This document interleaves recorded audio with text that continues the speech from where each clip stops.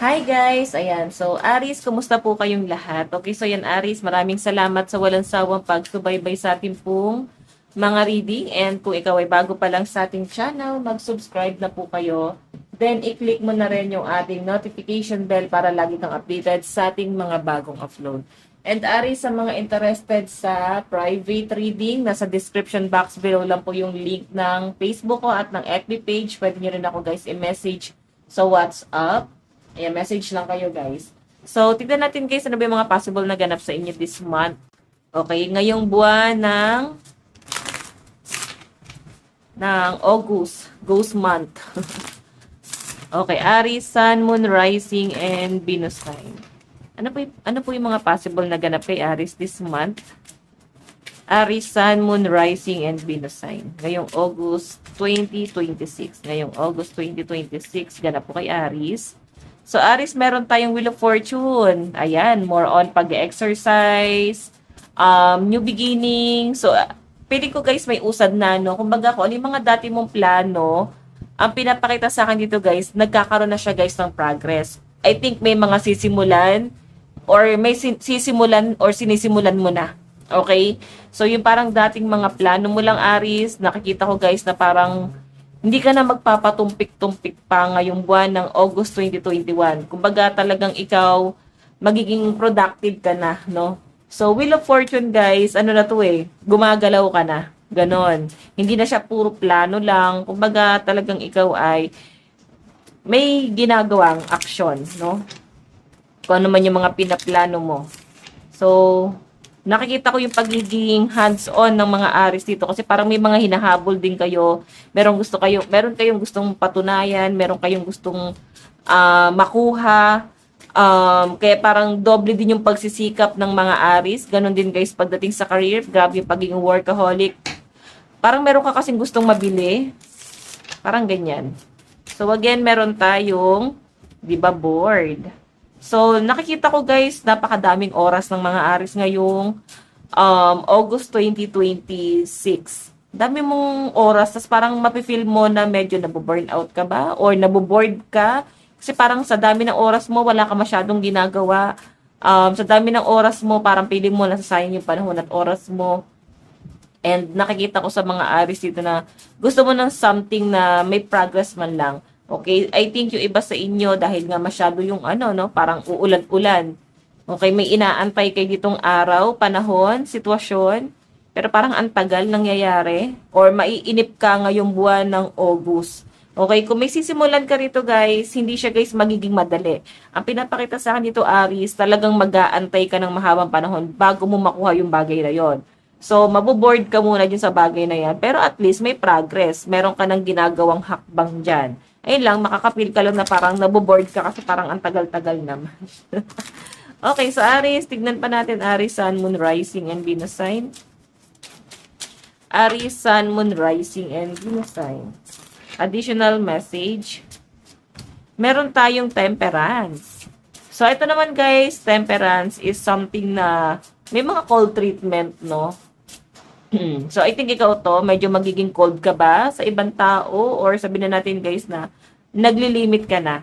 Yung tipong kahit may mga kinakausap ka na, kahit na parang ang dami mo ng bagong circle of friends, hindi ka ganun kabilis na attach. Yung pinapakita sa akin guys is nagkakaroon ka ng mga cold treatment dito. And Temperance kasi guys, di ba pag-a-adjust to or ito yung tipo ng tao na ayaw ng madamay sa gulo, ayaw na ng gulo. So, may mga binabalance na kayo rito. Yung tipong, sige, nandito lang ako, pero hot and cold pa rin ako. Parang ganun yung pinapakita sa akin sa energy ng mga Aries ngayong August 2026. So, by the way, additional message para po kay Aries. Ganap po kay Aries ngayong August 2026.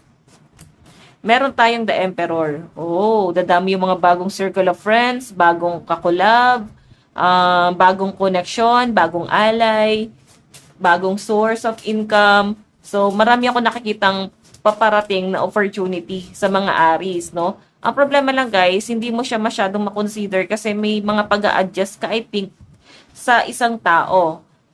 Temperance, di ba, parang nadadamay ito sa gulo ng ibang tao. So, I think may isang tao dito na nilolook forward mo or siya, sa kanya ka dumidepende rito, hindi mo mag-grab yung opportunity kasi Aries, nag-a-adjust ka sa taong to.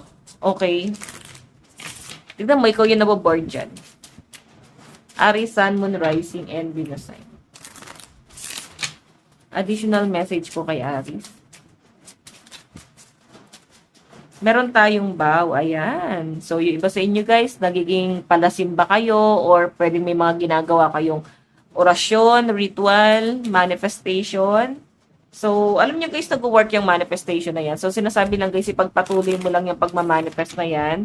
Huwag mo yan pagsasawaan, okay? Kasi maganda naman yung nakikita kung pwedeng maging outcome nitong mga ginagawa mo na to. And sabi nga nung energy rito guys, maraming opportunity. So, kung yun yung mga ima-manifest mo rito, possible na makuha mo talaga yan. Pero syempre, dapat samahan mo siya guys ng sipag. Kagaya nga ng sabi rito, Wheel of Fortune, oh. Sabihin, may action ka naman talagang gagawin. Kumbaga, ipagdadasal mo at the same time, may ginagawa ka. Sabi nga nila, di ba, yung lumang kasabihan, nasa Diyos ang awa, nasa tao ang gawa. So, kailangan may ginagawa ka pa rin. Di ba? Kung gusto mo talagang may mangyari. Aries, meron tayong starving. Oh, nagugutom yung mga Aries or pwede nagbabawas kayo ng pagkain. Hindi ko naman nakikita naghihirap yung mga Aries, pero may mga pagbabawas kayo. Yung iba sa inyo guys, medyo mag-adjust ka pagdating sa financial mo kasi ma-experience mo talaga yung ghost month ngayong buwan na to. Ma-experience mo siya. So, medyo limit ka na lang muna sa mga gastusin. Nakikita ko naman guys na hindi naman totally maghihirap pero I think ikaw mismo yung maglilimit or magmamanage. And I think naglilimit ka rin pagdating sa pagkain mo, may mga pagbawas, so expect mo makakaramdam ka ng parang gutom, starving to. Di makaramdam ka ng gutom, panghihina. Ayan, dapat siguro limit lang, Aries. Okay, so additional message para kay Aries, Aries, Sun, Moon, Rising, and Venus sign. Ano po yung mga possible na kaganapan? Doon muna tayo guys sa kaperahan, no? Sa pera ni Aries ngayong August 2026. Nakalimutan na agad. Sa pera po ni Aries ngayong August 2026. Aries, Sun, Moon, Rising, and Venus sign. Wow, Six of Pentacles, oh. Sabihin talagang breadwinner pa rin ng mga Aries. Medyo nakakalungkot kasi tuloy-tuloy yung paglabas ng pera mo kasi marami kang tinutulungan. Maraming nangangailangan ng tulong mo. Nakikita ko guys yung tipong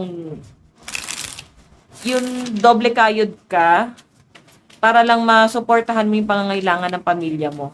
Okay, pagdating sa pera ni Aries, Five of Wands, di ba? May pagtatalo pa rin talaga pagdating sa pera. So, makakaramdam ka ng parang pagod kasi parang yun na lang yung tingin mo sa sarili mo. Bangko, hingian ng pera, pag may nangangailangan, ikaw yung laging last option. Pero at sa last option ka. So, parang ikaw yung lagi nilang inaasahan na pwedeng tumulong, no? So, pagdating sa pera po ni Aries, ngayong August 2026, kaperahan po ni Aries ngayong August 2026. So, Ace of Diamond, Ace of Pentacles. Guys, big amount of money na to. Kaya expect mo, may perang paparating sa inyo, pero yun nga lang, pwedeng opportunity ang paparating sa inyo. Problema lang guys, medyo maguguluhan ka rito. Or pwedeng may hirapan kang makuha yung bagay na yon. Kaya kailangan guys, focus. Focus ka dun sa goal mo. Focus ka dun sa kung ano yung nilulook forward mo. And kung makita nyo guys, isipin mo na lang dito na meron kang pamilya na nangangailangan at the same time natutulungan mo rin silang umangat. Five of Wands, may kaguluhan lang. Sabihin, maguguluhan ka, magkakaroon ka ng mga hesitation, ano ba yung dapat mong gawin. So may mga gugulo sa isip mo. Pero maganda naman sanang offer to. Pero alam nyo guys, maganda to ha, yung Ace of Pentacles. So wala naman ako nakitang paghihirap. Pwedeng sa sa unang pasok lang ng August. Ayan, first or second. Pwedeng first or second of the week, no? Pwedeng maka-feel lang kayo guys ng frustration or parang medyo mabagal. I think parang pinagpapahinga ka ni universe kasi baka sa third and fourth week, baka doon na yung magandang daloy, no? So, pagdating sa love life ni Aries ngayong August, Two of Cups partnership to, guys. Okay, so I think magkakaroon kayo ng partnership ng person mo. May mga pag-uusapan kayo dito. May nakikita ko mga plano rito. Again, pagdating sa love life po ni Aries. Meron tayong Page of Wands. Wow, Page of Wands. May bagong nagugustuhan? Or pwedeng, pag sinabi kasi guys, page, bago, di ba? Yung Wands kasi is nag-explore. So, ibig sabihin, pwedeng may bago, nag-explore ka sa bago, or pwedeng may bago dito na nag-explore sa inyo. Or may bago dito guys na pwedeng nagkakagusto sa inyo, or pwedeng ikaw to. So, Two of Cups kasi guys, partnership. So, pwedeng napoprovide mo yung frustration, yung pangangailangan nitong taong to. So, pwedeng nandyan ka every time na kailangan ka niya. Okay? So, meron tayo guys, Ten of Swords. Ang problema lang guys, ang daming conflict. So, hindi siya magiging madaling maging sayo. Parang hindi magiging madali yung lahat sa inyo kasi may mga conflict or sabihin na natin guys na iisipin mo dito na hindi mo siya pwedeng piliin kasi marami din siya kino-consider, pwedeng mga responsibility sa family. So, ang hirap, no? Kasi ikaw, breadwinner ka na eh. Tapos, itong relasyon nyo, guys, mahirap din kasi marami rin siya, guys, kino-consider din. Okay? So, bigyan kita ng advice, Aries. Okay, wait lang po. Advice para kay Aries ngayong August 2026. Meron tayong detoxify. So, ayan. Ngayong week na to, guys, o ngayong month na to, nasaan sa weekly reading, no? Ngayong month na to, Aries, expect mo na parang